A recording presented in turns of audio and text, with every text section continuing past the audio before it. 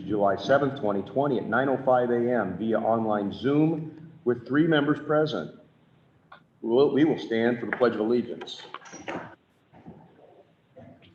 I pledge allegiance to the flag of the United States of America and to the republic for which it stands, one nation, under God, indivisible, with liberty and justice for all. Notice to the public. The Board of Supervisors welcomes comments from the public during the time allowed for discussion. The normal process on any agenda item is for the chairperson to read the item from the agenda. The board is given an opportunity to comment on the issue and or place a motion on the floor. An opportunity for discussion may be presented, at which time the public may participate and a roll call vote will follow. Is there a motion to approve or amend the agenda? Mr. Chairman, go ahead, Bill. Mr. Chairman, I would move to approve the agenda as printed. Mr. Chairman, I will second that. It's been moved and seconded to approve the agenda as printed. Roll call vote. Patton? Yes. Glossick? Yes. Thompson? Yes. Motion passes. Consent agenda. Approved minutes from regular session of June 9, 2020. Number 3, appointment commencing July 7, 2020. A, Marshall County Conservation Board appoint Tom Dimerly to fulfill the unexpired term of Jeff Mathis. Term dates July 7, 2020 to December 31, 2022. Number 4, accept the independent auditor's report, Central Iowa Juvenile Detention Services Commission, year ended June 30th, 2019. Number 5, annual publication of salaries in accordance with the section 349.18 Code of Iowa, the salary listing for fiscal year 2019-2020. I'm not going to read through all of those salaries, but I think it's available on the Marshall County website. Is that correct? Yes, it will also be publicized. Okay. And I understand, or if you want a capsulation here of this, it amounts to about $9 million. So $8,947,980.12.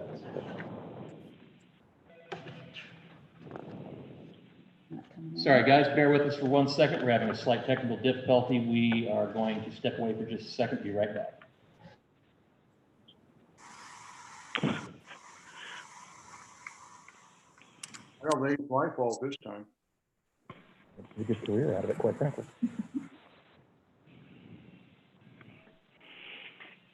Steve, do you have all your fingers and stuff after that big race?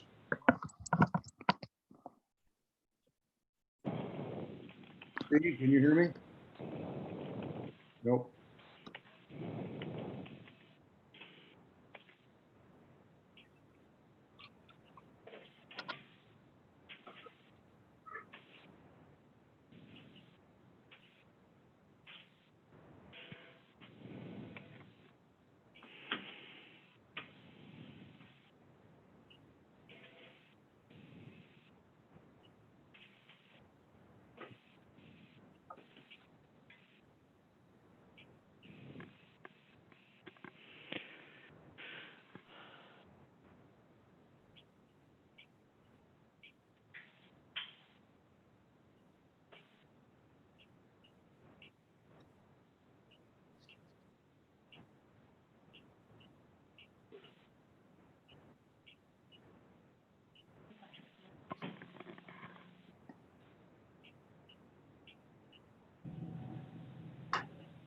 Okay, can everybody still hear us?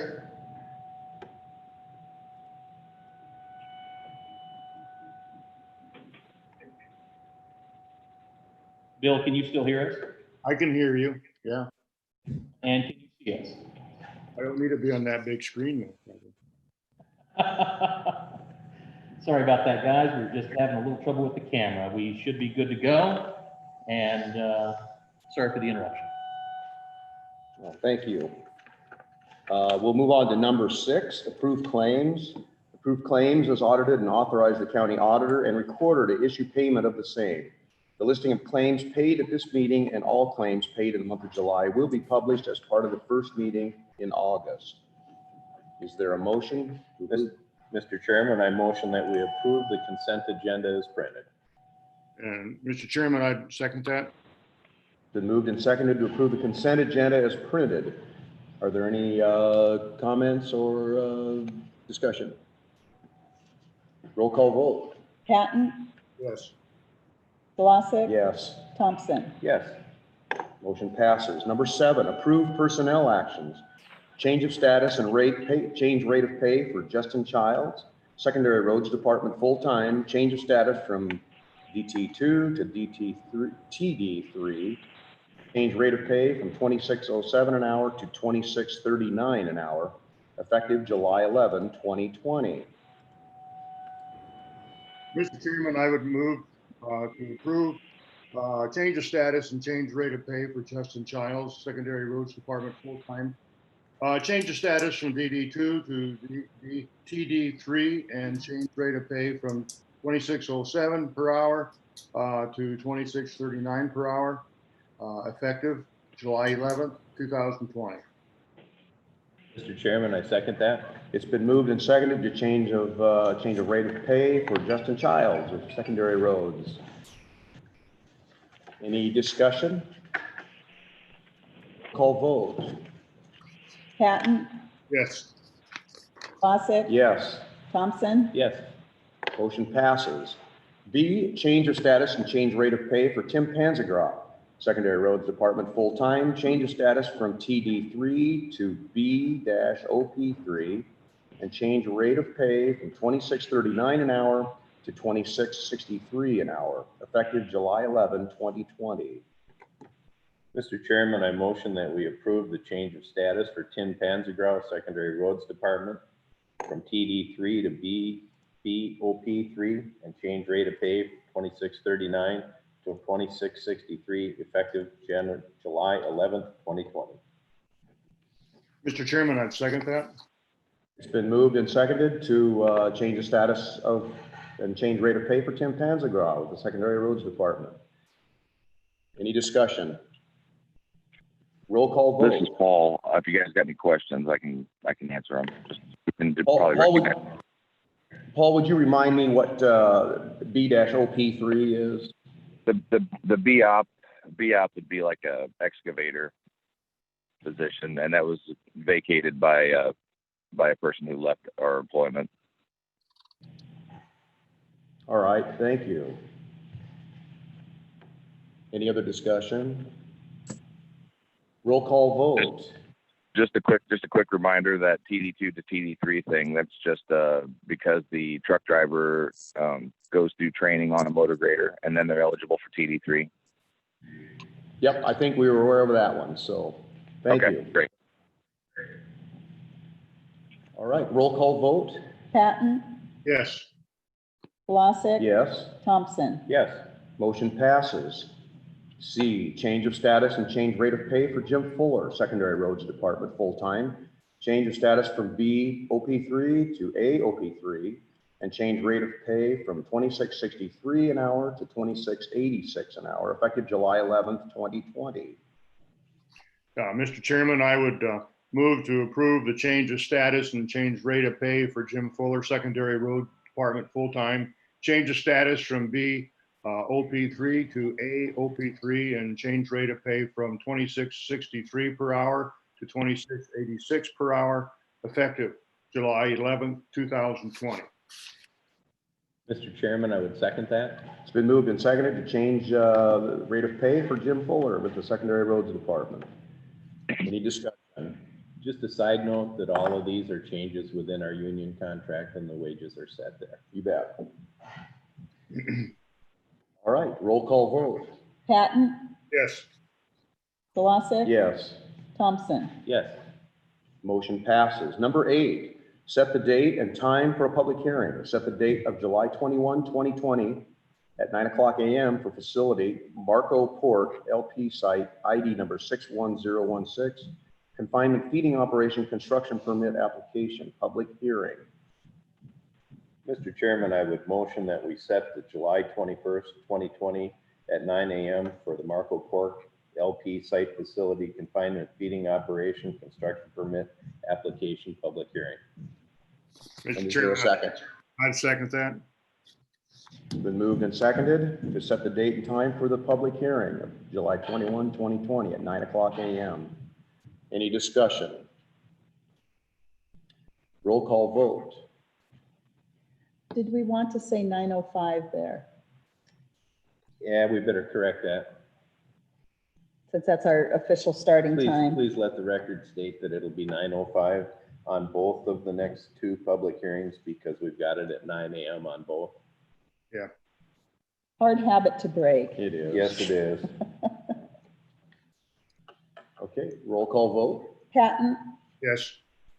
Kolosik, Yes. Thompson. Yes. Motion passes.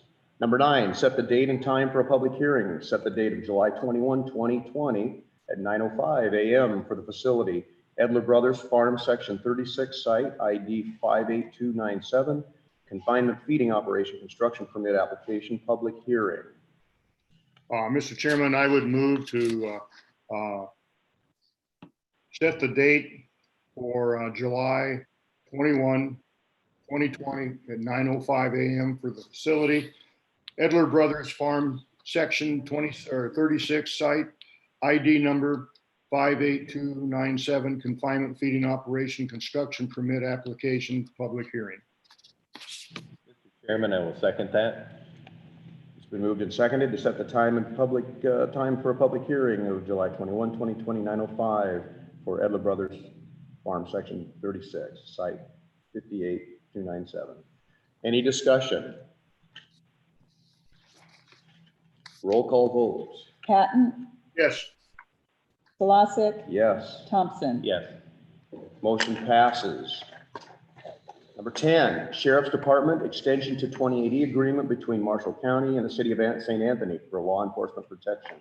Discussion of possible action on the extension agreement regarding the 2080 agreement between Marshall County and the City of St. Anthony for law enforcement protection within the corporate limits of the City of St. Anthony.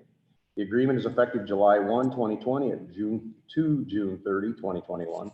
The City of St. Anthony agrees to pay Marshall County, Iowa, the sum of $2,487.50. Chairman, I motion that we approve the extension agreement to the 2080 agreement between Marshall County, Iowa and the City of St. Anthony, effective July 1st, 2020 through June 30th, 2021. The City of St. Anthony agrees to pay Marshall County the sum of $2,487.50. Mr. Chairman, I'd second that. It's been moved and seconded to approve the extension of the 2080 agreement between Marshall County and the City of St. Anthony for the sum of $2,487.50. Is there any discussion? Roll call vote. Patton, Yes. Kolosik, Yes. Thompson. Yes. Motion passes. Number 11, Secondary Road Department, Calhoun Burns and Associates Incorporated agreement. Discussion and possible action to approve the agreement with Calhoun Burns and Associates Incorporated for a bridge inspection and rating program. The 2021-2022 estimate for inspection is $59,610 over the next 2 years. Paul, could you chime in on this, please? Yeah, this is our continuation of our bridge inspection program, and we've had great work from Calhoun Burns over the years, and we've used them for bridge inspection since before I started as the engineer. So it's a fair price that we're paying for the services, and I just would like to continue it. Now, is this for all of our bridges, or are we still going to have some that are going to be critical? The fracture critical bridges cost a little bit more to have inspected because they have to be inspected at arm's length on each element, and that's included in the estimate but some of the fracture critical services are based on rental of special equipment, like a snooper hoist that gets people like over the side of the bridge so they can inspect it underneath at close range there. The fracture critical inspections are reducing every year because we are targeting our trusses, and generally every truss we have is fracture critical. So we're trying to, we replace those because they're getting aged. But so as we replace more of the bridges, our bridge inspection slowly gets a little bit cheaper. The there's a few other services that are based on hourly if we need them, but it's just, they lumped in a certain number of it into the estimate, but there's a fixed amount for doing the regular inspections. And then there's some add-ons for special ratings or special, just special situations on a pressure critical. So Paul, the 59,000 is split then, just under Correct. 1,000 per year. Correct. And if you look at I know on the bridge inspection item that I put that under on our bridge consulting, it doesn't end up being split 50-50 because it just depends on which side of July 1 they get these bridges, inspected. There's certain times of the year where they're working on them. Certain bridges they inspect when they have some low water. So we can have years where there's some that may, be in separate fiscal years. So it could vary by, $5,000 to $10,000 from 50-50, but we're still able to take care of it. Okay. Mr. Chairman, I would move to approve the agreement with Calhoun Burns and Associates Incorporated for 2021 to 2022 bridge inspection and rating program in the amount of $59,610 and authorize the chairman to sign the agreement. Mr. Chairman, I will second that. It's been moved and seconded to approve the agreement with Calhoun Burns and Associate for 2021-2022 bridge inspection. Is there any other comment? Roll call vote. Yes. Vlasic, Yes. Thompson, Yes. Motion passes. Number 12, tabled from June 9th, 2020, Board of Supervisors meeting, 206 West State Street building proposal. Ben Brackett, Ferguson Commercial Real Estate will be presenting building proposal information on 206 West State Street, provide an additional option for Marshall County to purchase the building. Ben, are you with us this morning? Mr. Chairman, Yeah. I would motion to remove this item from the table. Mr. Chairman, I'd second that. We Excuse have me, a- I'm here. Just a moment, Hello? Ben. Just a moment, Ben. Okay. Right, it's been moved and seconded to remove this item from the table. Roll call vote. Patton, Yes. Vlasic, Yes. Thompson. Yes. Motion passes. Very good. I believe we can have Ben go ahead and visit with us. Thank you, Ben. Oh, I'm sorry about that, guys. Sorry about No that, guys. problem. Nope, that's all right. How's there? Yeah, I mean, ultimately, we're here to see what you guys have to say. I think we tabled it so you guys could gather some information from your staff and do a little, kind of conference on your own, figure out what you'd like to do based on the three different proposals plus the offer to purchase. The offer to purchase is more just, I don't know what your process is again for something like that. Last week, it sounded like that wasn't of interest. It was more going to be a solution on your lease situation. Ben, since our last meeting, we've had an opportunity to talk to Vicki Hendershot with DHS. She's still up in the air as to what their space needs requirements are. Suggested that it would be by the end of the month. I don't believe we should kick this can down the road for another 30 days. Okay, so give her. Yep. Okay, thanks. She did think that there was going to be some possible reductions in the amount of space, but we don't 100% know that at this time. We've looked at your proposals. We're a little disappointed in the past that things that were promised by a previous ownership that should have been carried through were not done. And I would like to propose a 1-year extension to our contract at our existing terms rather than giving you a higher rate and going through DHS's reduction in the amount of space requirements that they need. David, did you move a motion or on that? No, I'm just making a proposal and seeing if Ben would be acceptable to that. And if he is, I will put it in the form of a motion. I mean, ultimately, I'm going to have to confer with my landlord on that, but So you're basically saying you would remain in the entire space for a year at your current rate. Is that what you're Yes, offering? basically an exact 1-year extension from the end of July of this fiscal year, being 2020, to our lease would go through the end of July in 2021 at its current terms. With everything that's going on with DHS and COVID right now, we're living in very precarious times at best, and there's just not a handle on what they're going to be able to do.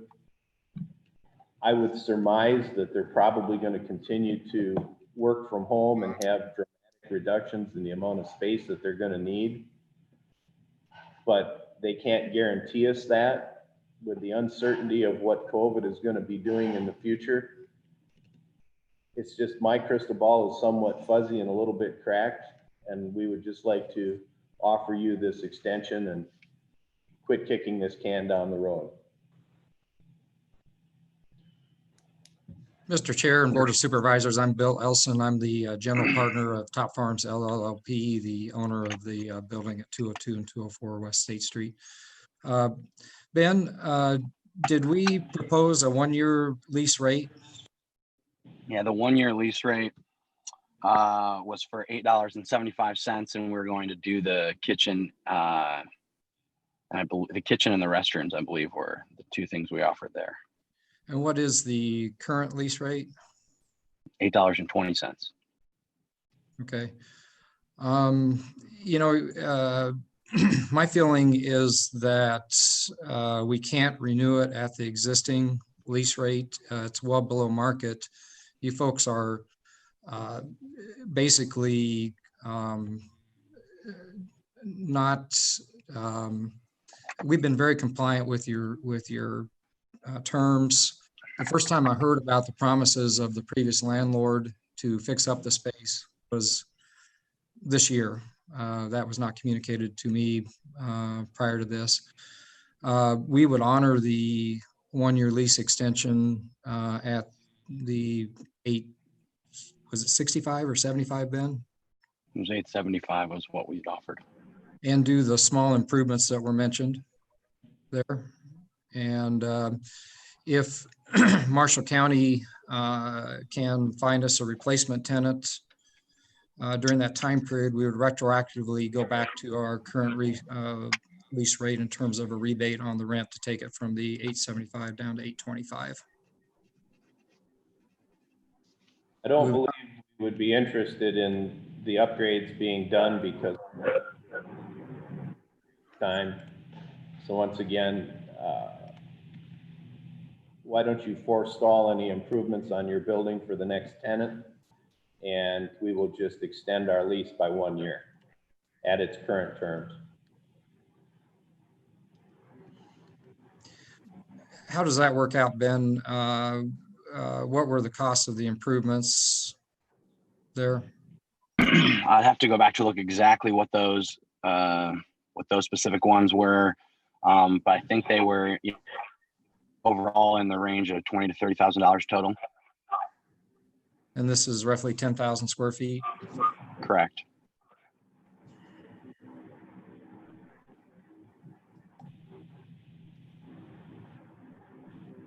Okay, we'll do the 1-year extension at $8.25.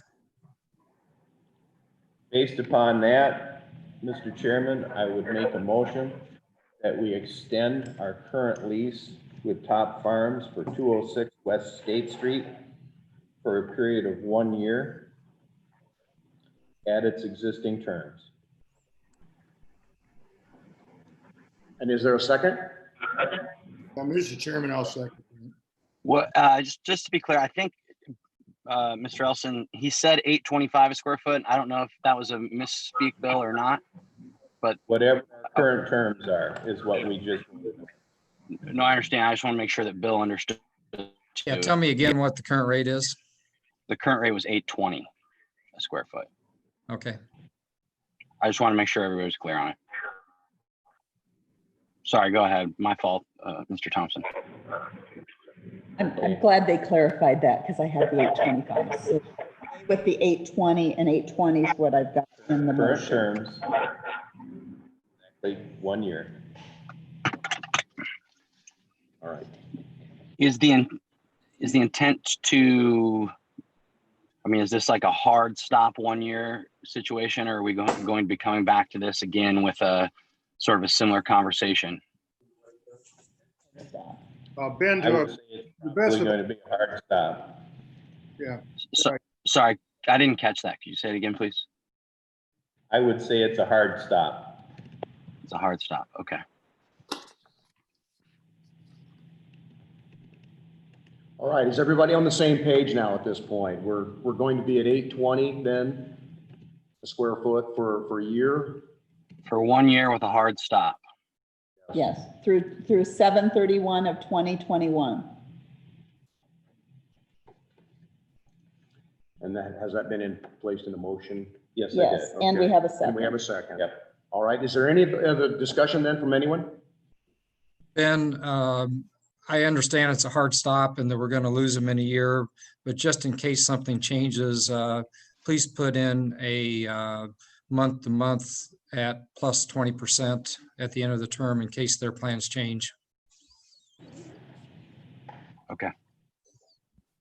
That would be good. I 1 appreciate month. that, month by month.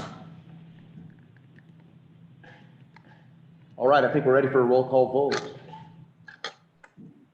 Patton, yes, Bosick, Yes. Thompson. Yes, All right, motion passes. thank you. Thank you. yep, thanks, guys. Number 13, lease between Masonic Holding Corporation and Marshall County. Discussion and action on a lease between the Masonic Holding Corporation and Marshall County regarding rooms number 204, 205, 206, 207, 208A, 209, and 216, consisting of approximately 2,127 square feet, used for general office space by Juvenile Court Services, second floor, Masonic Temple Building, 26 South First Avenue, Marshalltown. Bill probably has some information, can bring us up to date on this. I know he was in contact with Jimmy Hunt yesterday. Good. What we paid last year was $14,340. They are asking for a 3.9%. 3.9% then would take it up to $14,899 per year. Now, if we look at we talked about, Mr. Hunt and I talked about a 1.5%, and we weren't really working back and forth, because I said we can't make a decision unless there's three of us, and so I was unwilling to say something that would tie us down. But those are the parameters there that we can work with. A 3% would be $14,770. We're not talking about a lot of money difference there, but when we go back and look then to when the 1920 year was, when at the $14,340 per year, and compare it to the 3%, that's about $440, $430 difference for the year, to give you a perspective on it. So it's up to you guys now, all three of us here, to discuss this and come up with a plan here. Bill, I'm sorry. Bill, when was the last time that they increased the rent on us? Do you know? Been 2 years ago. We were still in the courthouse. Was Mr. Hunt going to go back to his building committee And look at a possibility of a 1-year lease at Yes. 1.5%. I don't know if how interested he was in the 1.5%, David, but he was going to go back and talk to his board. Now, is his board 3 different individuals? Is that what makes up the board? I don't know who's on the board, so I believe there's 3 and there might possibly be 5. might be 5. Okay. Because I think it's the Masonic Holding Corporation that has the building. Yes, that's correct.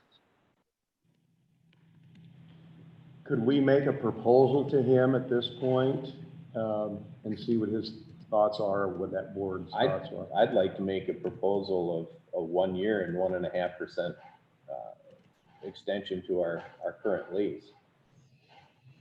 Right now, with all the things we've got up in the air, I don't want to get tied into a 3-year term on anything.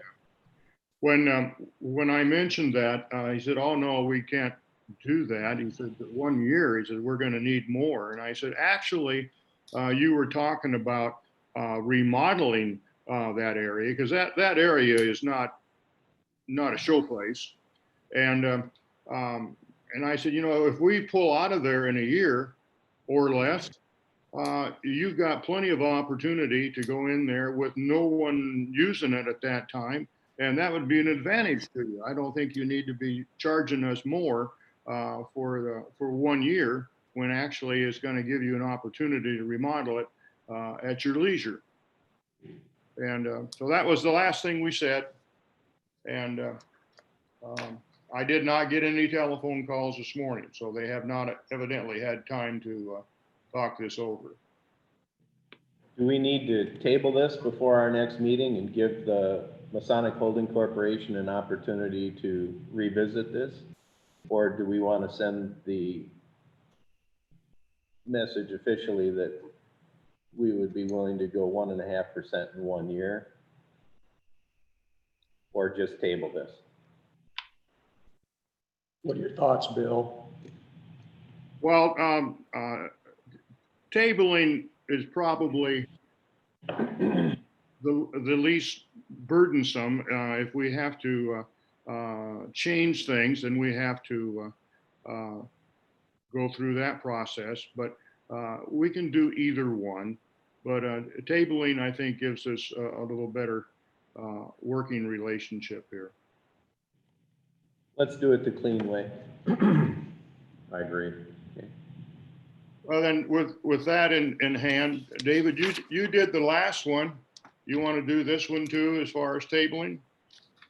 I'll be happy to. Mr. Chairman, I would like to table this until our next meeting to give the Masonic Holding Corporation an opportunity to revisit some of our discussions. Mr. Chairman, I'd second that. All right, it's been moved and seconded to table this item. Roll call vote. Patton, Yes. Vlasic, Yes. Thompson. Yes. Motion passes. Number 14, Iowa Burn Justice Assistance Grant, the JAG program, grant number 18-JAG-348085.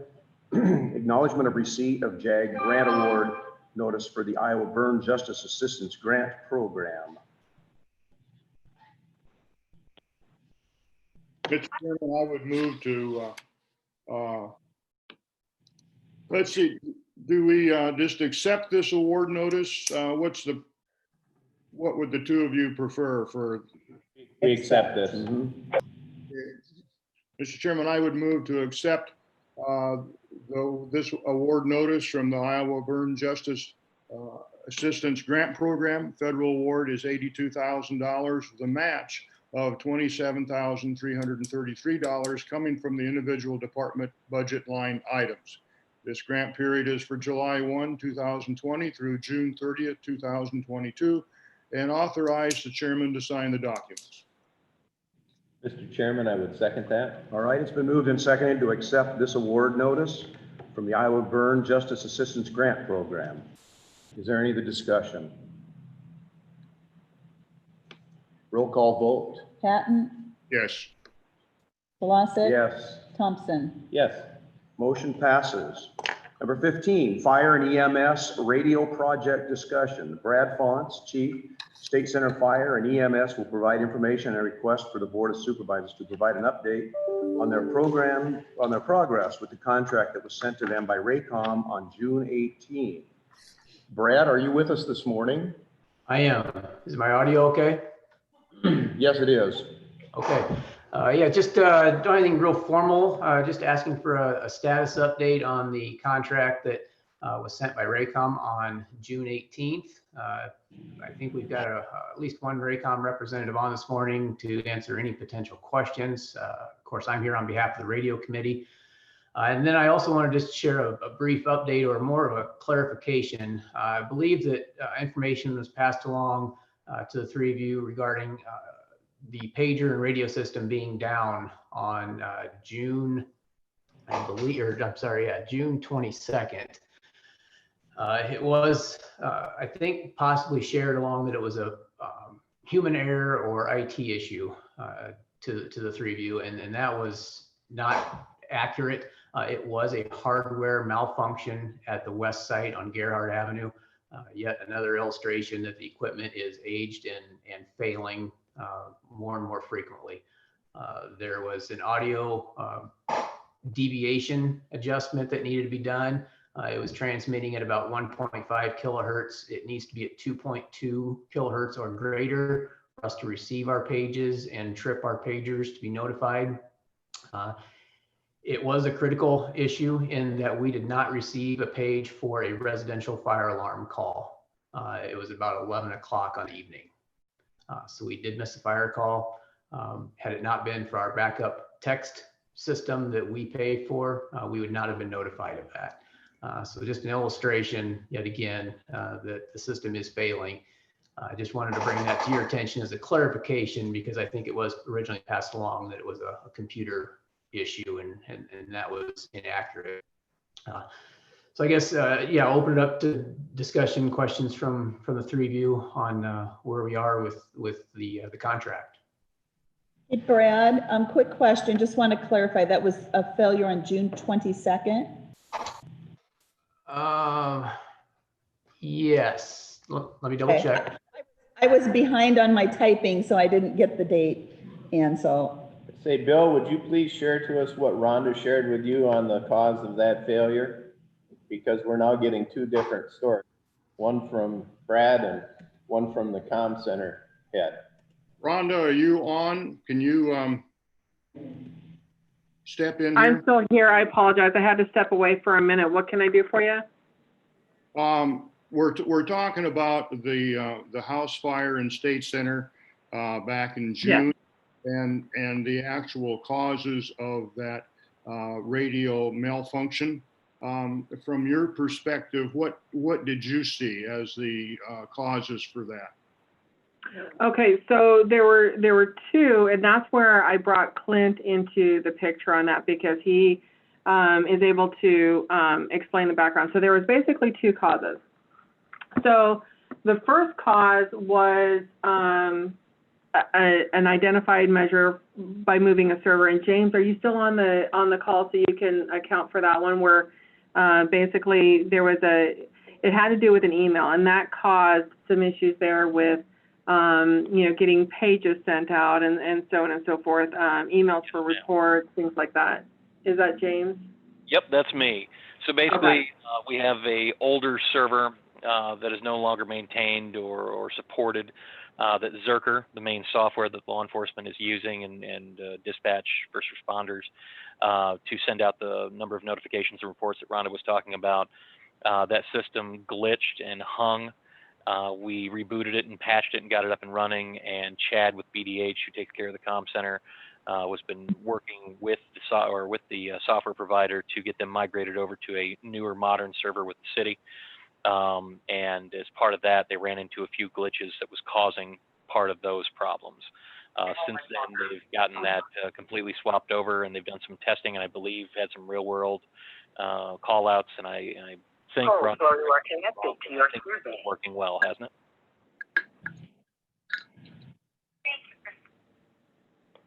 Okay, and then the second part of that Are you still there? Can you hear me? Yeah, we're just getting some overlap. Oh, I apologize. Is that better? Yes. Okay. So the second part of that then had to do with the equipment out there. So I contacted Clint, and he actually stopped in this past Monday last week.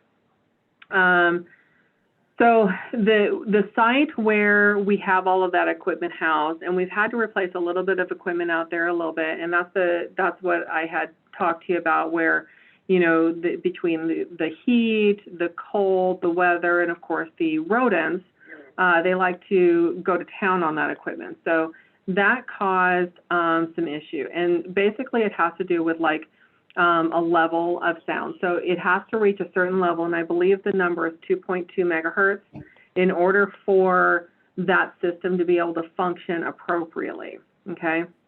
Because it didn't hit that level, that's where the tones did not go out. Now, again, theoretically, what affects one doesn't necessarily affect the other. So the radio itself should have worked. Now, if the tone didn't go out and we didn't know we were supposed to be on the radio, I don't know that anyone was actually on the radio at that point in time. The volume would have been affected, but at the point of what level and could it be heard? So there's the reality of, okay, this is one portion that happened. This is theoretically what should happen. Theoretics and actuals don't always come together. But the radio in Clint's description should have still worked. However, you don't have those tones. You don't have the other side that goes with it. So there are still issues there. Does that kind of make sense? And that was part of that discussion. That's why I had Clint explain it, because obviously he's got that technical background that can explain it in a little bit better. And I don't believe he's on this call, or anyone from, is anyone from Raycom on this call? Yeah, this is Diana. I'm here. Hey, Diana. Hi. And if it helps, I can call in and get Clint to try and re-explain it again. So I can put you on hold and unmute, and that way I can get him to provide that explanation for you. Give me just 1 second. That in any event, it's been cured, correct? I'm sorry, say that one more time. In any event, the issue has been resolved. For the time being. Now, I will tell you that's not the only time that it's happened. That's why we had to get the extra casing on the outside. The way that it's there, it's going to happen again just because of the rodents. You can't really, prevent that with the way that it's currently set up. It's already happened twice now, and it's been a year since I've been here. I don't know how many times it happened prior to me. And I asked Clint too the cause of the issue, and he said it was definitely a hardware issue because of the age of the hardware and the environment the equipment is stored in has an effect on it, because they're in outdoor cabinets. And one of the things that we've proposed with the new contract is to get good shelters in there that are going to keep a good environmentally controlled environment for that equipment, for the new equipment.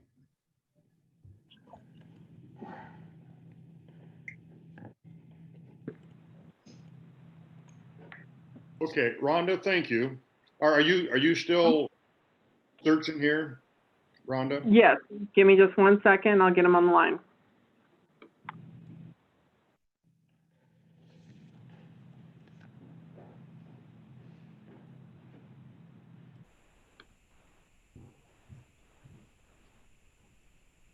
I think the confusion came, and I'll try to make this as simple as possible. There were two issues. One was the server issue that James talked about that was on Sunday the 21st. So we had 2 EMS calls that day. We did receive pager notifications, but we did not receive our backup text notifications, which are driven by the server. So it was down.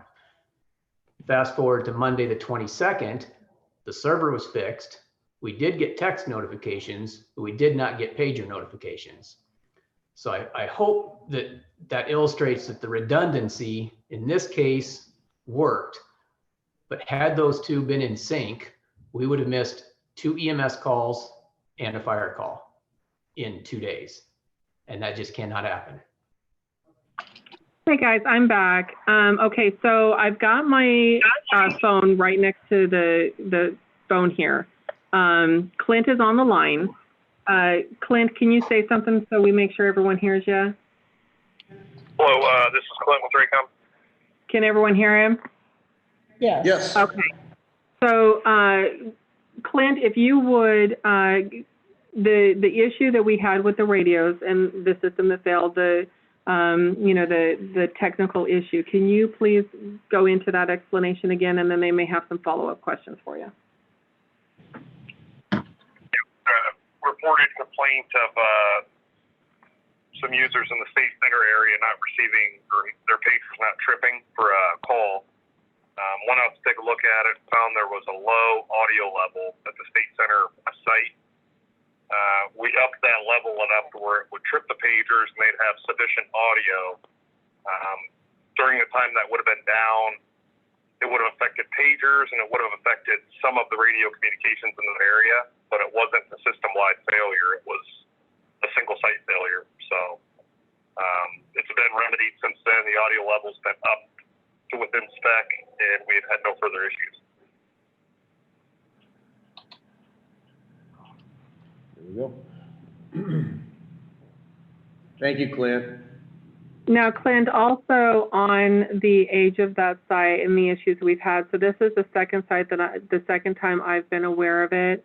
Can you also explain to them, like the rodents and the issues that you've experienced on that? Because that's what I was explaining to him, that's why we keep having issues in that particular area because of the elements and all of these other things. Plus, with it being as old of a system, it's a little bit harder to get the parts. So explain that portion. Yeah, there's two parts to that. One of them is age of equipment. One of them is where the equipment's placed. The east site, which is at Pickering, it's on top of a grain leg in a non-climate controlled room, is similar to the equipment at west, which is in an outdoor metal cabinet, which is also not climate controlled. So it ages the equipment quicker. It's harder on the equipment, and it's super hot in the summer, very cold in the winter. It's just not, like I say, not being climate controlled. The equipment's not going to last as long, and you're going to run into more failures. So those would probably be the two biggest sites that have issues because of the weather. So, but yeah, age of equipment, the transmitters, we can still get parts for them, but it's going to get harder and harder as the years go on to support those. Well, that's the equipment that serves me, so I'm pretty interested in making sure that works down there at Pickering. Just a side comment. I think we're interested in the equipment that serves everybody. Of course, yes, we are. We don't play favorites.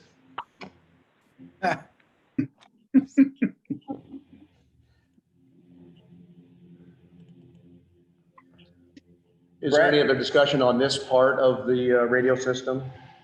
Brad, you were going to meet with your chiefs and find out what their financing requirements and possible borrowing requirements for pagers and for radios. Have you done that yet? We're having a joint fire and EMS chiefs meeting on Wednesday of this week.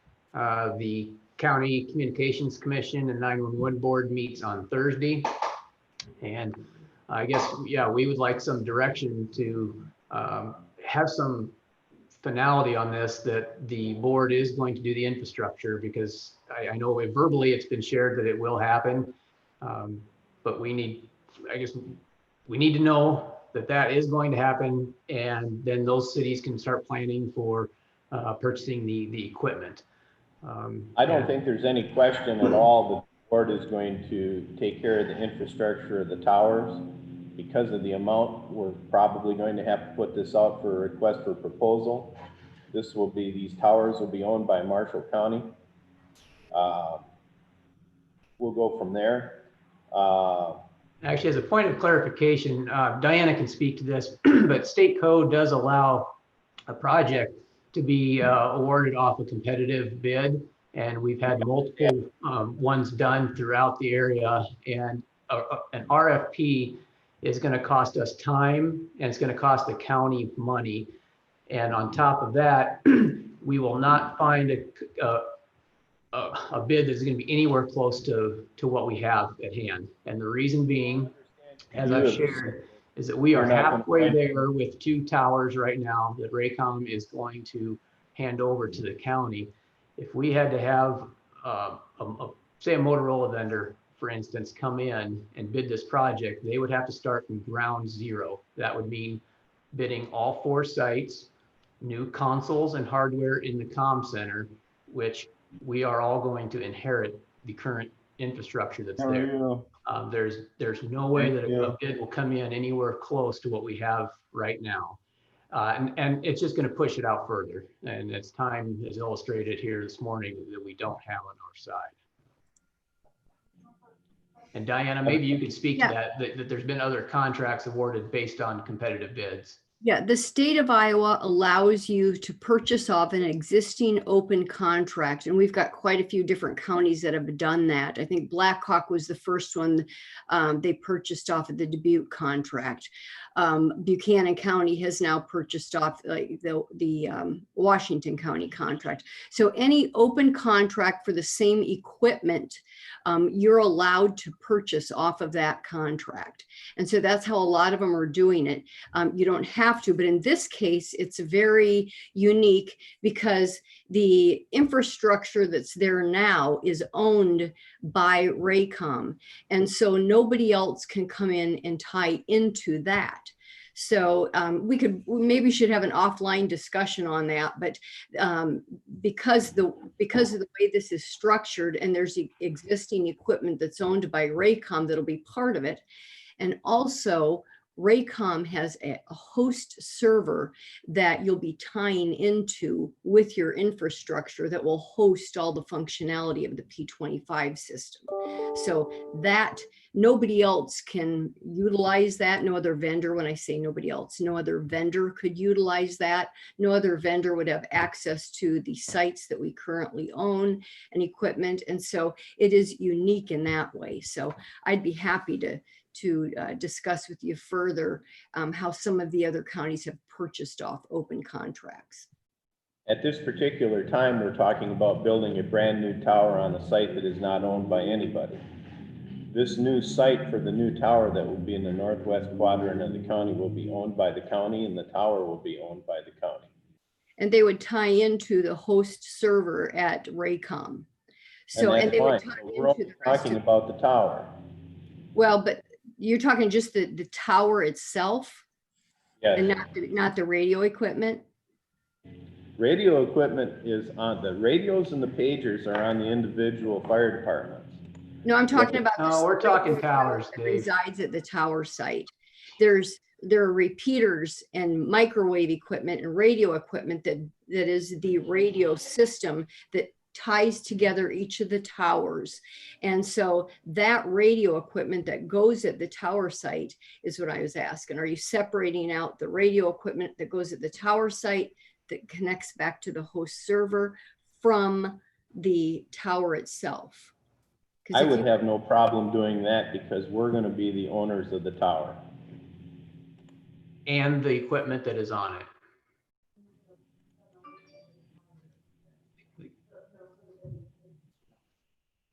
I want to go another direction, just a little bit different direction here. This is a 70-page contract from Raycom. Been trying to digest it over the last couple of weeks. I'm having a little trouble with that. But the big thing is, if we sign a contract with Raycom, you're going to require 15% of this project at that time. Do we have funds available? No. We do not have funds available at this time to do that. Not in this budget year. That really changes things then. So just wait, so we're in a new budget year and the funds, the 15% down payment, if you will, is not going to be available until July of 21. That would be correct. That is not what was shared, or I guess the impression that pretty much everybody got for the last 6 months, the impression I had was that the county had cash. We weren't going to bond for it. We're going to spread it out over 2 budget years starting in fiscal year 21, which is what we're currently in. I will remind everyone that this is at least an 18-month, probably an 18-month build out. So if we don't sign a contract till July of 21, we're looking at winter of 23 before the system goes live. Is that, Brad, am I following just some that timeline correct? Brad, could you provide some clarification again? Is it 2.7? $2,669,298. Right. Okay, I use 2.7 million times 15%, and it's 405,000. If my math is working correctly while I'm trying to type notes too. Yes.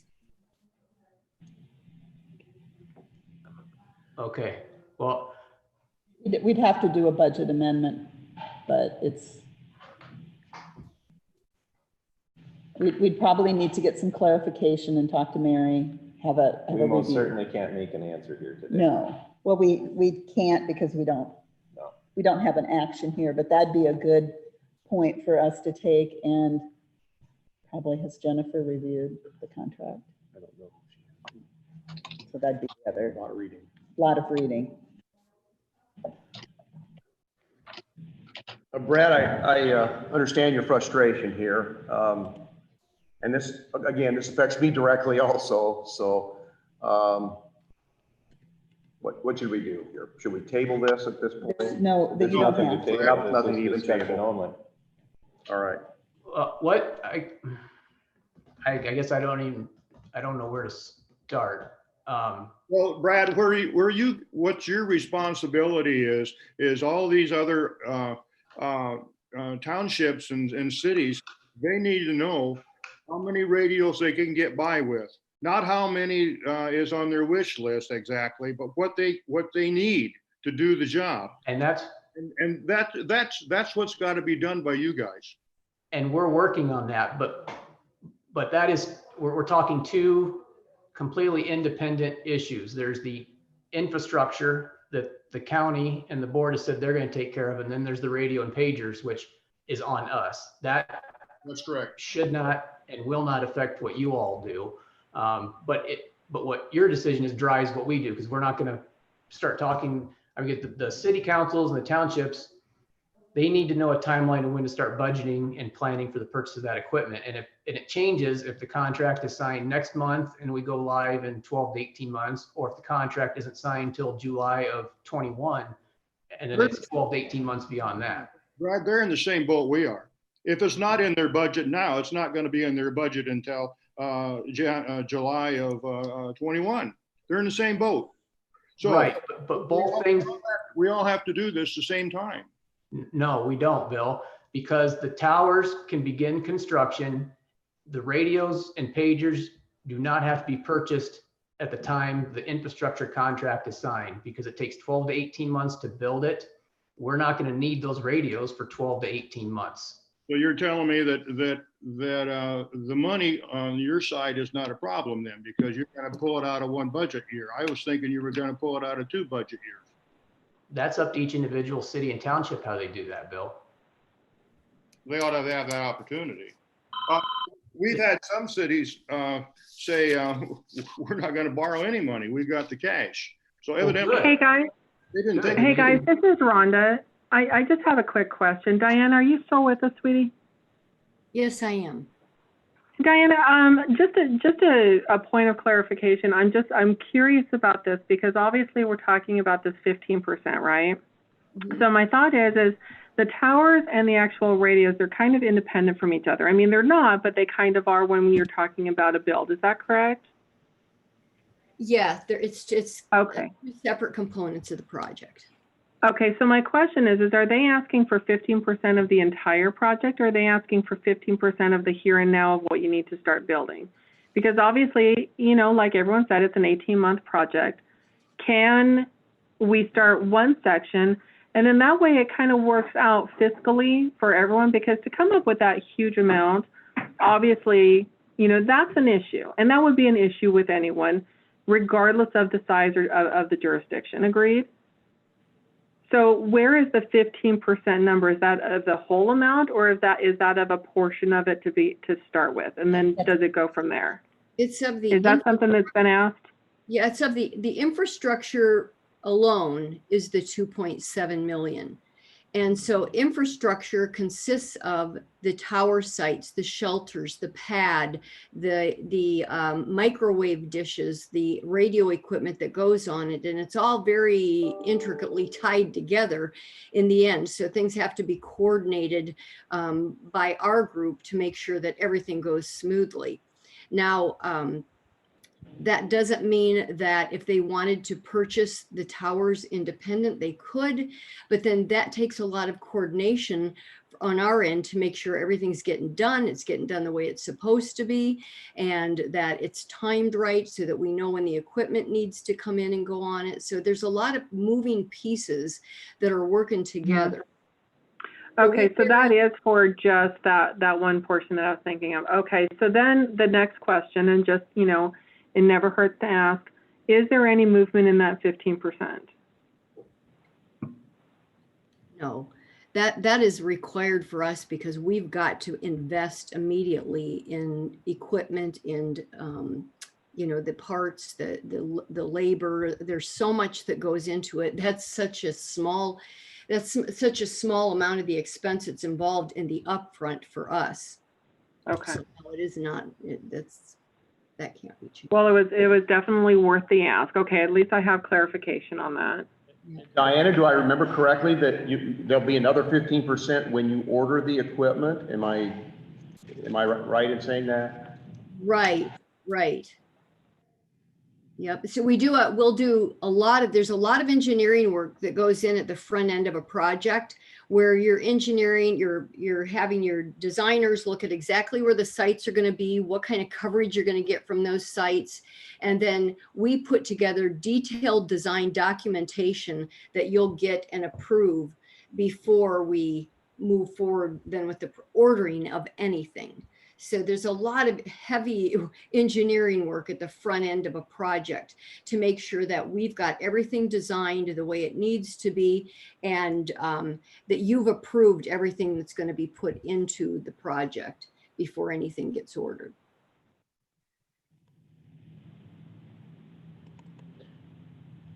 Well, I think we're at a bit of an impasse here right now. I think we've got to have some discussion here on the county's end. Does anyone else have anything they want to share? No.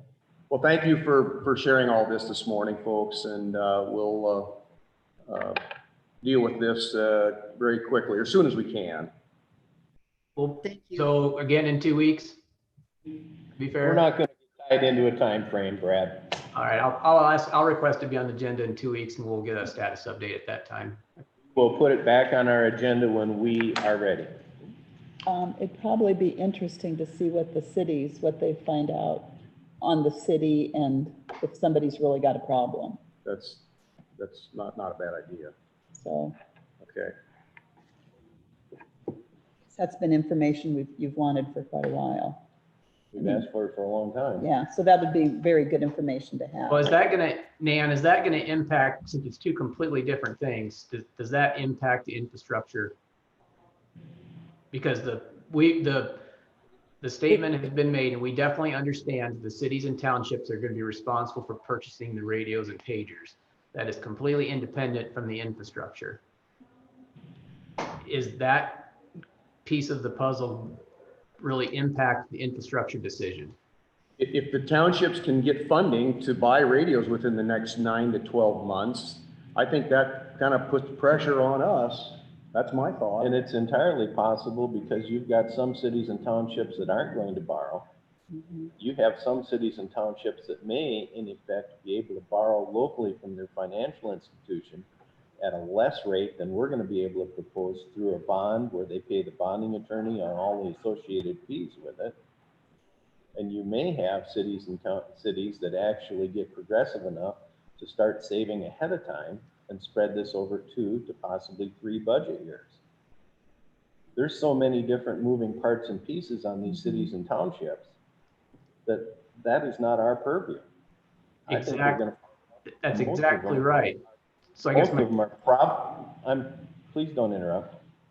I think we're gonna find out that most of them are probably going to save ahead of time and not have the expense of borrowing.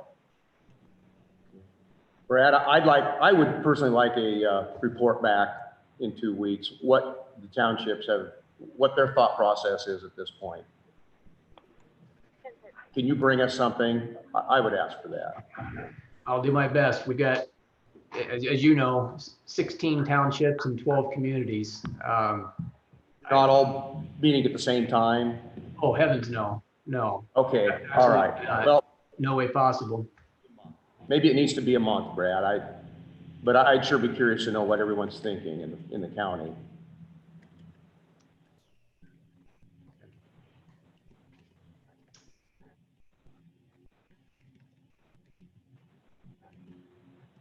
Any other discussion, Brad? You have anything else you want to bring up? No, we were hoping for some more definitive direction to let the chiefs and mayors at the commission know what direction we were headed. So no, I guess not. Okay. Well, thank you, Brad. I think we'll move on then if that's the case. And thanks for your time. I'm going to move on to number 16, Marshall County Court System discussion between Marshall County Court System and the Marshall County Board of Supervisors and a request for funding to provide adequate space for the Marshall County Court System pursuant to Iowa Code Section 602.1303 IN in regard COVID-19 pandemic. Where do we want to start here? Judge Haney, are you with us this morning? Yes, I am. Do you want to start this discussion or? Well, I certainly can. Thank you, Chairman and board members. The reason we asked to be placed on the agenda is because we've been talking with the board and county officials since the end of March or the beginning of April about our current circumstances of court space in the Max building and being able to restart up our court operations in consideration of the COVID-19 epidemic in our community, state, and obviously country and world. But in any case, I added some documents that I wanted you folks to consider as part of the agenda today. Those included the joint recommendations that were put together by the Iowa State Association of Counties and the judicial branch, and some directive court orders that we received from our Supreme Court for reopening and resuming court services. And that timeline, I think you're well aware of. We've discussed those in several meetings with you folks. We're lined up to begin in-person hearings and bench trials starting next week. We're lined up to begin jury trial resumption in September. And we've made it very clear to you that the current space that we have in the Max building is not sufficient for us to conduct any of those things. We have one functional space for a courtroom that can hold a maximum of 16 people under the current guidelines that have been provided by the Iowa Department of Health and the governor's office and all those documents that I just talked to you about. And we met with you last week because we'd been told since March or April that the county was reaching out to secure us adequate space in order to accomplish what we've been charged to do by the Supreme Court. And last week you guys told us you weren't providing us any space. So that's why I asked to be put on the agenda. Judge Wilkie, of course, was on the line along with you and or Chairman Salasik and Mr. Badkey and a number of other stakeholders with the court system. And the chief said if we weren't provided adequate space, we'd have no other choice but to look at other options for where we're going to conduct court for Marshall County residents. And if it required moving to adjacent counties, we hated to see that happen. But that's what the chief told you. So that's why we asked you last week to put this on the agenda so we could maybe get some clarification from the board as to what you're going to do. Because the last word we had from you was you weren't going to get us any more space. And we just found that out last week, which put us in a terrible situation because we were charged with getting court operations resumed by next week. And we can't do that in our current situation. So that's why we're here. Well, John, we've reached out through Senator Edler to the community college for use of the Orpheum, and they have graciously allowed us to be able to use that space because it is a public building. And they have asked that in exchange for that some utilities and cleaning and maintenance assistance come with it. Basically, we would have full operation of the building. Yep. And return it as it currently is now. So if there's a little damage somewhere. Were you aware of that through Senator Edler on Friday? Senator Edler reached out to me last week and indicated that he was working with the folks at Iowa Valley to see if that was possible, Dave. So yeah, I was aware that that was happening, and I received a phone call from Nan about 8:10 this morning indicating that that may have been able to have been put together. But the reason we're here is to hear that from you guys, because we can't do anything. And if the green light's a go, we have a lot of work to do in order to get those spaces set up and IT in place and court orders in place to tell people where to go and meet all the safety protocols that are necessary for the court space that have been imposed upon us concerning the current pandemic. So yes, I was aware of Senator Edler's work, and as a matter of fact, I had numerous conversations with them, and if you guys were able to pull that off and they will give us that space. We toured it with Chairman Salasik and Lucas and Judge Curry and myself last week, and we said we could certainly adapt the space to function and get us by in conjunction with the space we have in the Max building until the courthouse is returned to service. My call this morning was just to make sure you were happy with it, since I was out on vacation last week, and it seemed like maybe you seemed like it would be a good option. Because there's been a lot of work done behind the scenes on this. We have Senator Edler with us this morning. Jeff, do you have anything you'd like to share this morning?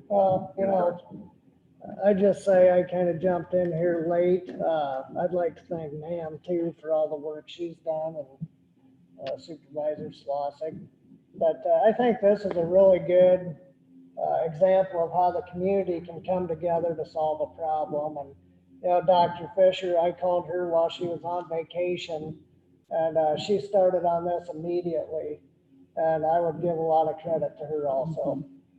So hopefully we can make things work. There's still some things up in the air as far as whether there may possibly be some COVID funding from the federal government to go into some of the other costs of having this. Marshall County is in a very unique situation. There's maybe one other county in the state, which would be Warren, who's in a temporary court facility also. So very unique situation. I hope we can find a way to qualify for some of that other assistance. But if we don't, we've got a really sweet deal sitting in front of the county right now in the courts. So I really hope everybody can come together behind this, and a lot of thanks to those involved. So, John, with your dealings with the court system and Senator Edler's dealings with the legislative affairs office, through the governor's office, not only with the courts, but the governor's office. Have you found any ability from any other sources to give us some assistance with paying the utilities or the extra cleaning that's going to be involved here? I'm not aware of any funding that's available. Chief Wilkie pointed out last week that the judicial branch took about a $500,000 cut in our budget when our shortened legislative session ended, which is going to result in the judicial branch having to hold positions open, not fill positions. And so I'm not aware of any funding within the judicial branch itself. I see Scott Hand is here attending the meeting. He's with our district court administration. He may have other information in that regard, but Chief Wilkie, as of last week, was not aware of any additional funding other than I did hear mention that there may be some pandemic funding that's available out there or something of that nature. But Scott, you may wish to comment if you like. Scott, good to see you again. Yeah, thanks for. Can you hear me? Yes. Okay. Yeah, thanks for inviting us. Yeah, we're not aware of any extra funding that would be available. As far as extra cleaning, we plan on having wipes and sanitary spray, hand sanitizer, those types of things. So the extra cleaning, above and beyond just the normal, like weekly cleaning that's done in most courthouses, we would take on that role as far as cleaning council tables, between hearings, having hand sanitizer available for jurors, those types of things. So we can handle any quote extra kind of cleaning, but your normal maintenance cleaning like garbage pickup and that type of thing, we really don't have access to dumpsters and that type of thing. Okay, so you're saying that any COVID cleaning and the PPE needed will be covered by the state then? Correct. We can cover the extra cleaning due to COVID. Yeah. Well then, do we have an issue? Any idea how long this is gonna be? We're already, I'm sure if you gentlemen or ladies were listening, we already are going to be talking about doing amendments to our already strained budget for some communications equipment. This is another, for lack of a better term, unfunded mandate that's coming down from other authorities. And everybody has a tendency to say the county is going to just have to buck up and pay for this. Well, when the budget is already set, there's only so many dollars to go around. Any idea what type of time frame this is going to incur? I think we're looking at until we can get into the once the courthouse is open, once we get back in, we should be able to have jury trials in the grand courtroom there. Okay. You agree with that, Judge Haney? I would agree. I think that we need this space in order to function for all our dockets, probably until we get back into the courthouse. And then based on the plans that we previously received, we're going to have 2 functional courtrooms that can facilitate jury trials at that time. So long story short is I think we're going to need to do this until the courthouse is ready to go. That'll be at least a couple of months yet, I would say. So no, a little levity, okay? Just a little levity. I'm sorry. You tried to give me a heart attack this I'm morning. sorry. You're not funny sometimes.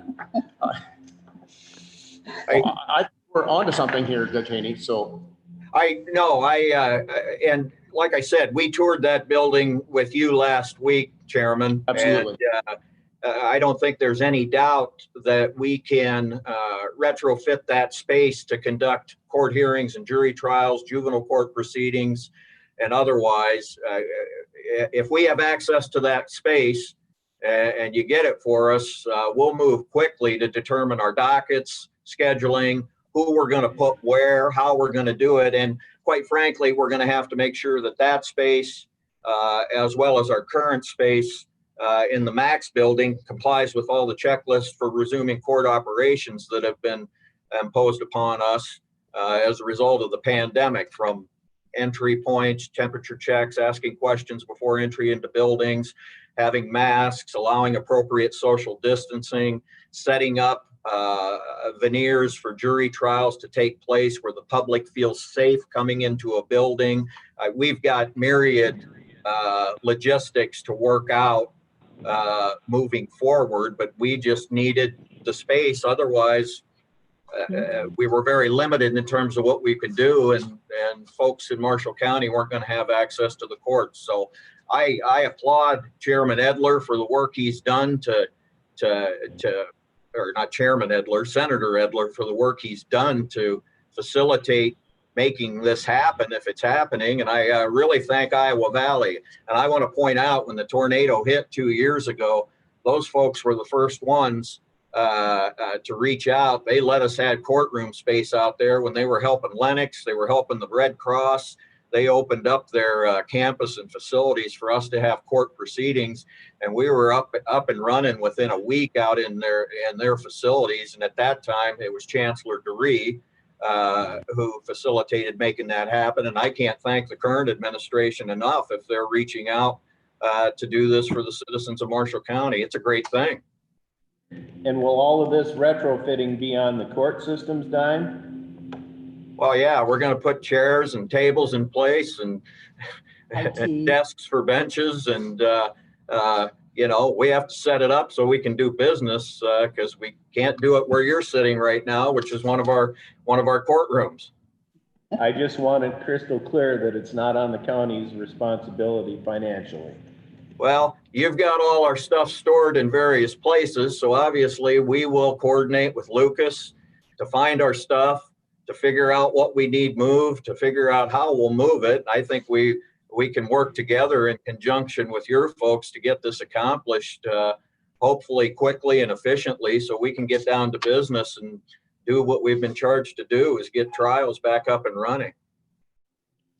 Is IT an issue in any way for anyone? It's the state's IT. It'll be the state's. Yeah, not ours. Okay. Just Well, want to make and sure.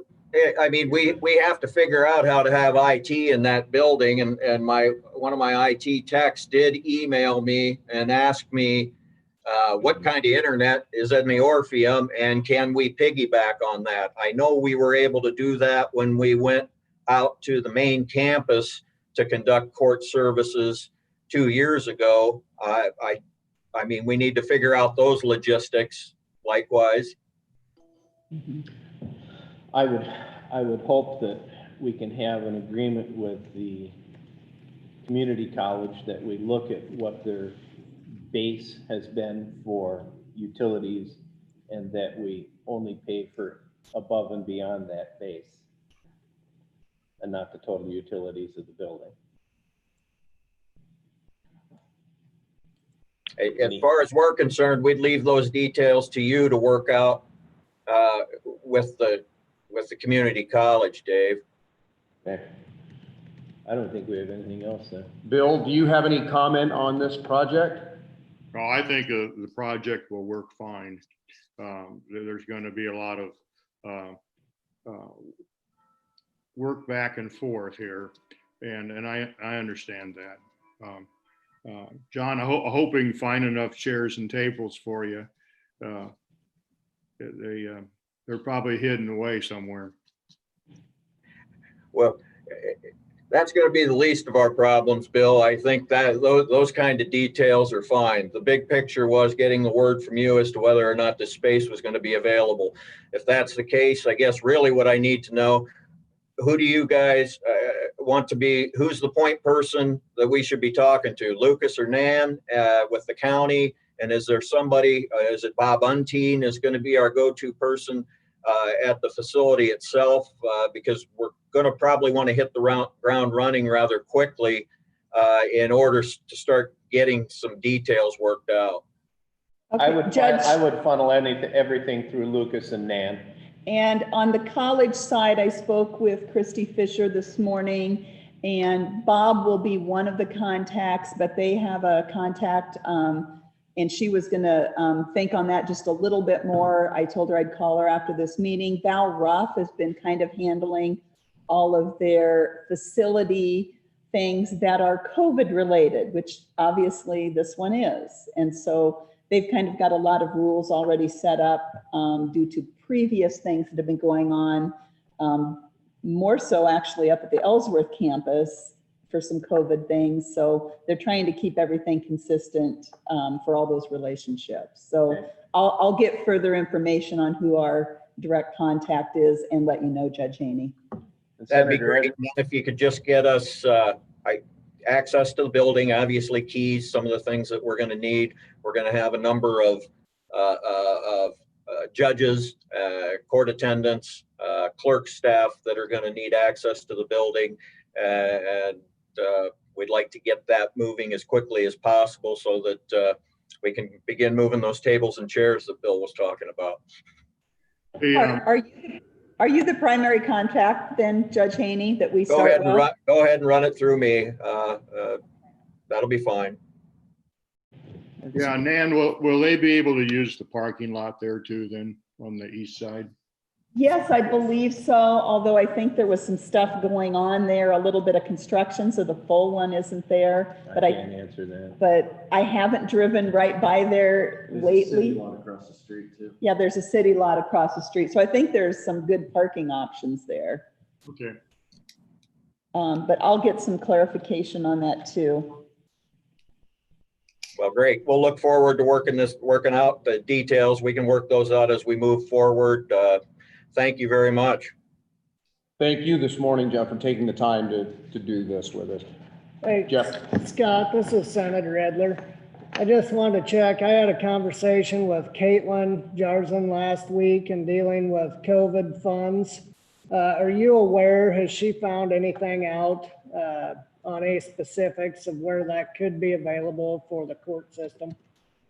No, I haven't spoken with her about that in particular.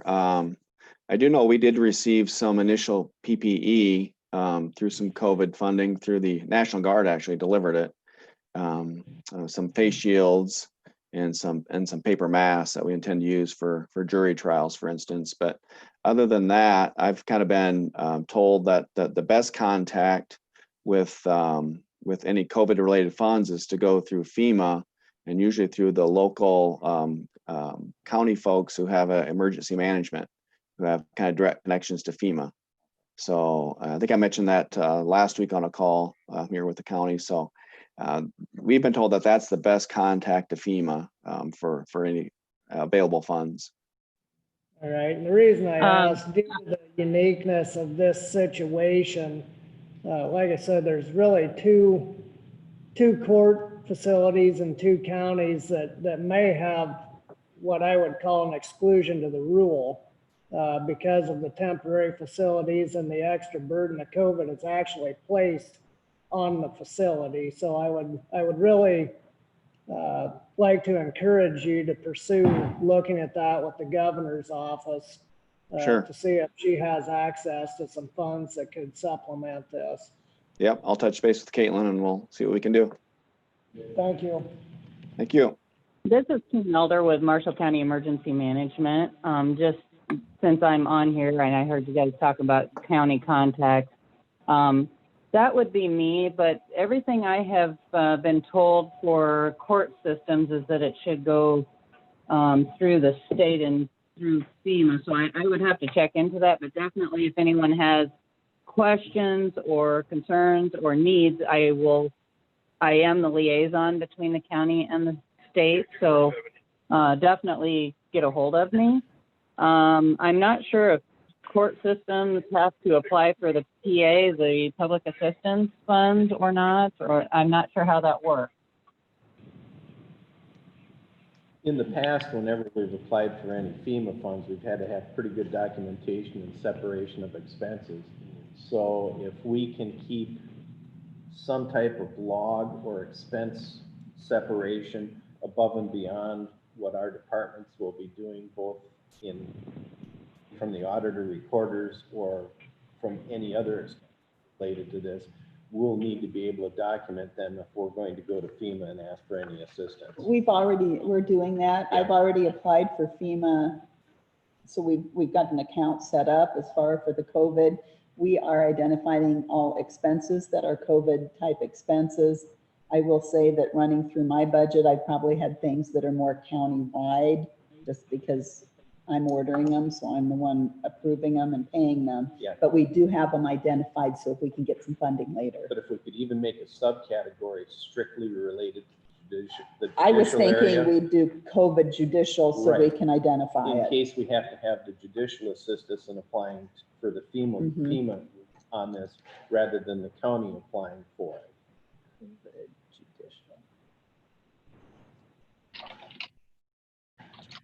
We will get that set up. Because I know Scott Hand will be able to separate any expenses that they're going to have, and maybe we can lump it all together and make a co-FEMA application. Any other comments here this morning? This is Carol Haney. Steve, I want to thank you for jumping on this last week and getting this done and on the agenda. I think I don't think it would, have gone this far without your help and your assistance. I just wanted to thank you for everything you did last week. Well, thank you, Carol. That's kind. And I'd like to thank my alma mater, the Marshtown Community College. That's what it was when I was in school. They've really stepped up here for the community, and just appreciate them so much at this point. Yeah, they have stepped up a lot, for sure. We're fortunate to have them in this community. We really are. I agree. All right, we're going to move on to 17. Please complete your 2020 census now. Lisa, are you with us this morning? I am. A couple weeks ago, I was letting everybody know where we were at with our census, 2020 census response rate. I'm here to do that again today. We've had a slight increase. We're at 65.3% in the county, which is just a slight increase from a couple weeks ago. We are not where we want to be based on the governor's challenge, where they're wanting all counties to increase their response rate by 10% from the 2010 census. So we got a little ways to go. It appears like we've kind of somewhat stalled lately. John Cook, who is our 2020 Census Bureau representative, is actually going to be meeting with me here in the next few minutes to see what we can do in our area to help our response rate increase. I just want to put out there for those who have not responded, remember, this is for 10 years. The response rate that we get, which is hopefully as close to 100% as possible, our funding will be locked in for our community for the next 10 years. So it's really important that everyone get out there and complete their 2020 census. It doesn't take that long online. You don't need your ID number if you've lost it. There's a way to complete your census online without your ID. So I'm just encouraging everybody to get out there. I want to end it though with on a positive note. We've had some towns increase their response rates. So I want to give a kudos out to Gilman, Melbourne, and State Center, who since we reported last 2 weeks ago, they have increased their response rates, which we appreciate. So yeah, get out there and complete your 2020 census if you haven't. That's what I got. Thank you, Lisa. You betcha.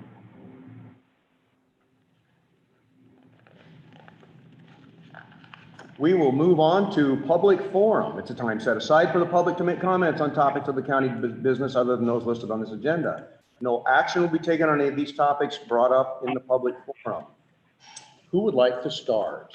I will start. I just wanted to share that Marshall County did do what we're calling a soft opening.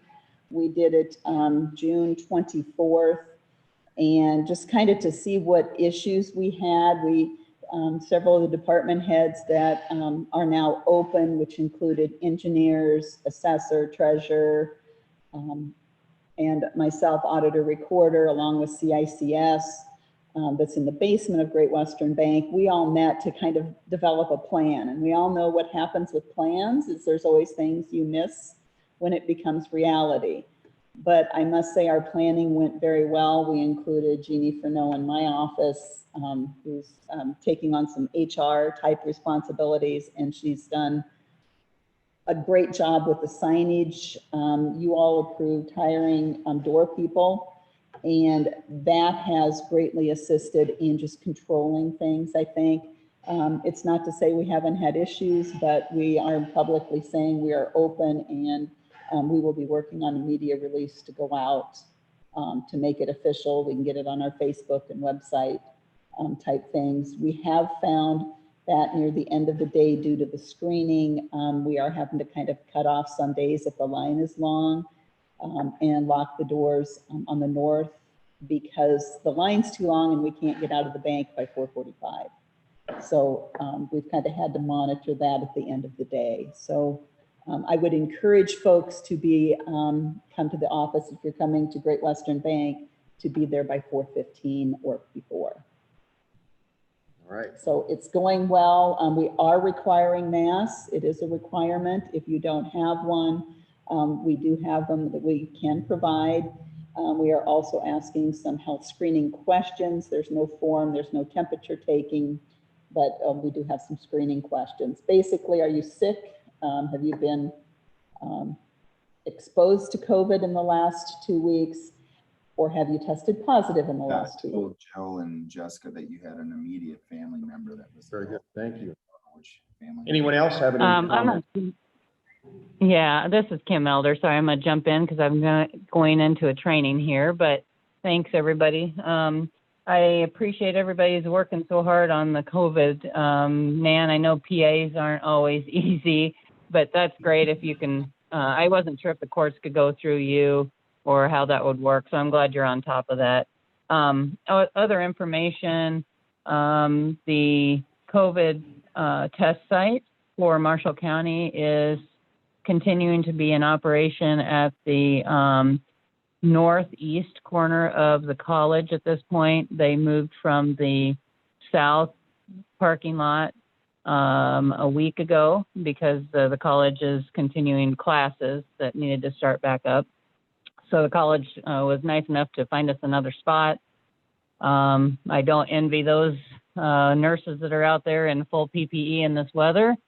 But they are working hard, and our numbers are actually going up as far as people being tested, and that's not just for Marshall County. That's for anyone that wants to drive to that site anywhere from in Iowa. So as long as people go online, sign up at the Test Iowa site, get the QR code, they can make an appointment for when they would like and what site they would like. So just remind people they have to have that QR code to be tested that day. And the directional signs are still out there, as everybody can see if they've been on the south end of Marshalltown. So pretty easy to get in. I have not had any complaints. People have been getting through there fairly quickly. We were averaging about 200 a day. Now it's closer to the 300 mark a day being tested. So it's been pretty steady. And they are scheduled to be out there and open through the 17th of this month. That could change. As we saw last time, the governor came through with a request to keep it open right after I announced at the last meeting that we were going to close down that day or that week. So otherwise, everything's been going pretty well as far as preparation for the fall. As Nan knows and the court knows, the state is working on getting PPE to those that need it. Some of it's being direct because of the courts, needing more, and some of it is coming through me. Most of my requests are coming strictly through healthcare providers. It's all emergency only right now.